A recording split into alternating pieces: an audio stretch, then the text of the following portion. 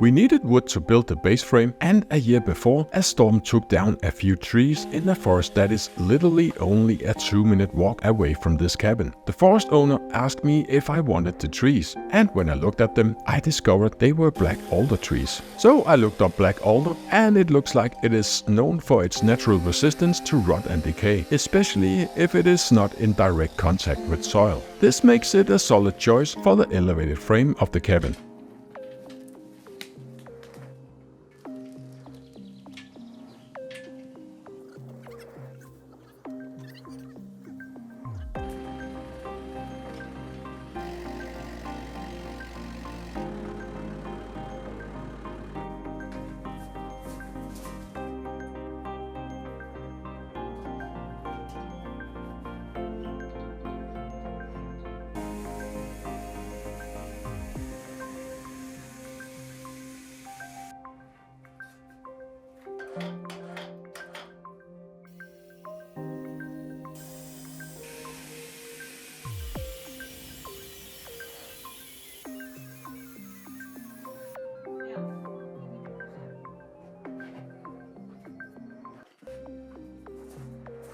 So we dragged the logs out from the forest, put them on the sawmill and started milling up timber for the base frame. And almost immediately after milling the wood, we started building from it.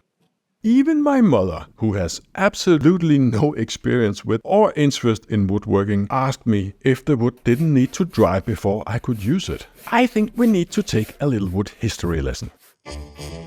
This obsession with drying wood is a rather new thing. Furniture carpenters and timber framers have in most of woodworking history used wet wood to build from. And when I say wet wood, I mean green wood, fresh wood, wet wood. Let's call it wet wood. They were so skilled, they just accounted for the shrinking and the movement of the wood when constructing the furniture. So over time, the joints and fittings would just tighten up more. Timber framers, the guys building houses and structures from wood, still prefer wet wood. It's easier to shape wet wood, it is cheaper, and it is way more accessible. And when done right, having the wood drying in the position where it's supposed to be sitting can tighten the joints and make the construction stronger.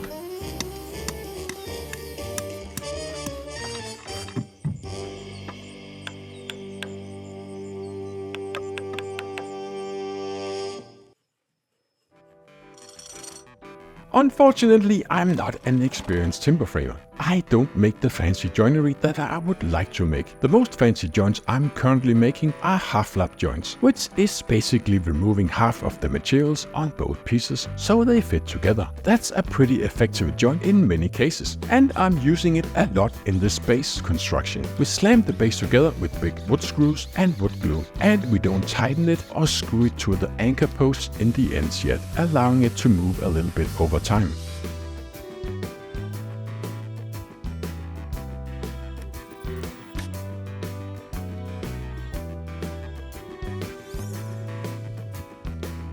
We'll get back to the cabin build, because let's just go a little back in time to my first experience with building from wet wood. I was taking down this poplar tree with an axe, remember? And oh boy, did I get comments on axe size and many other things. Apparently, there's a lot of axe tree felling experts on YouTube just hanging around and waiting for something to comment on. And I may have become a part of the pallet wood cult, but I have definitely not become a part of the axe felling cult.